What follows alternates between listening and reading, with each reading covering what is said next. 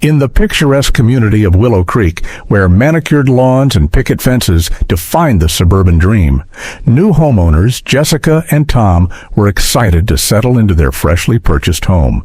The neighborhood was governed by an HOA, a homeowners association, with a reputation for strict but manageable rules. For Jessica and Tom, it seemed like a small price to pay for living in such an idyllic environment. Their excitement quickly turned to disbelief when they stumbled upon a situation so absurd that it became the talk of the entire neighborhood.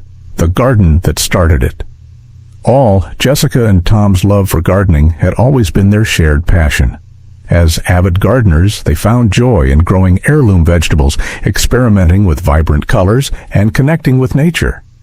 After moving into Willow Creek, they set about creating a small garden in their backyard, choosing to plant purple heirloom carrots, striped tomatoes, and rainbow chard. For the first few weeks, everything went smoothly. The neighbors even complimented their backyard, calling it a work of art. However, one day, a curt letter arrived in their mailbox from the HOA.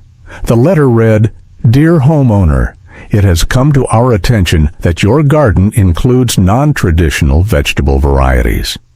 Per Willow Creek HOA guidelines, only conventional vegetable colors and types, for example red tomatoes, orange carrots, are permissible to maintain the neighborhood's aesthetic harmony.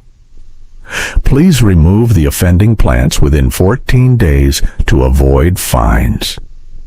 Jessica laughed aloud while reading the letter. Offending plants? What does that even mean? Tom was equally incredulous. "I didn't realize our garden was a threat to the neighborhood aesthetic," he joked. The first warning. Believing this to be a misunderstanding, Jessica emailed the HOA, requesting clarification. Surely they thought this was an overzealous HOA board member misinterpreting the rules. But the response they received was even more baffling. The presence of unconventional vegetable colors poses a potential risk to the community's ecosystem by attracting unwanted pests and detracting from the uniform aesthetic standard of Willow Creek. Jessica's jaw dropped. Unwanted pests? Since when are purple carrots pest magnets? Tom was livid. "This is ridiculous. We're not tearing out our garden over some imaginary pest problem." The fines begin. True to their word, the HOA began issuing fines. The first fine arrived with a notice stating $100 per offending vegetable. Jessica and Tom were astounded to learn that each individual vegetable, yes, every single carrot and tomato, was considered a separate violation. Undeterred, the couple refused to pay the fines. They knew the HOA's claims had no basis in the bylaws, which mentioned only general landscaping upkeep and forbade excessive deviation from community standards. Nowhere was there any rule about vegetable colors. Escalation and retaliation. What started as a nuisance quickly spiraled into a full-blown war. The HOA escalated their actions, threatening to place a lien on Jessica and Tom's home if the fines remained unpaid. At the same time, the HOA president, Mrs. Agatha Campbell, a retired school principal with a reputation for micromanagement, launched a campaign to publicly shame the couple. During an HOA meeting, she proclaimed, "We cannot let individual homeowners jeopardize the harmony of Willow Creek. Rules exist for a reason." Jessica and Tom weren't about to back down. With the help of a lawyer, they filed a formal appeal demanding that the HOA produce evidence supporting their claims about pests and aesthetic harmony. The HOA responded by scheduling a hearing, which turned into a spectacle that the entire neighborhood eagerly anticipated: the courtroom drama. The hearing took place in a small conference room at the local community center. Jessica and Tom arrived armed with photographs of their garden, expert statements from horticulturists, and a copy of the HOA bylaws.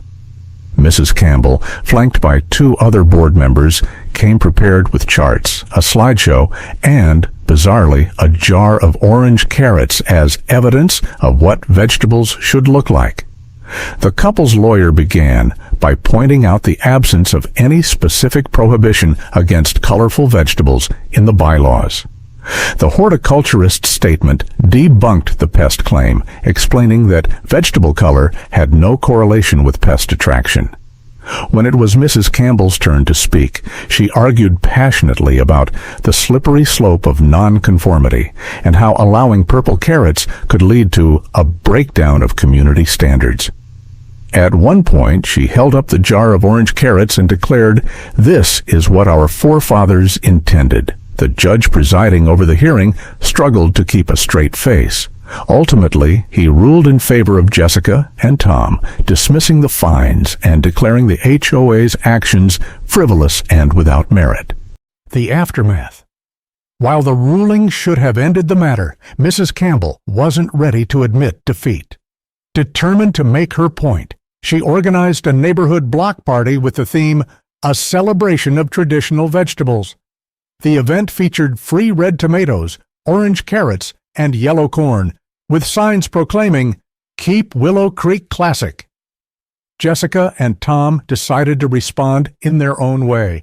They painted their front door purple, a nod to their beloved carrots, and hung a sign that read, "Variety is the spice of life."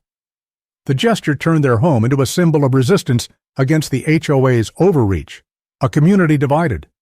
The situation caused a rift in the neighborhood. Some residents sided with Jessica and Tom, applauding their stand against the HOA's absurdity.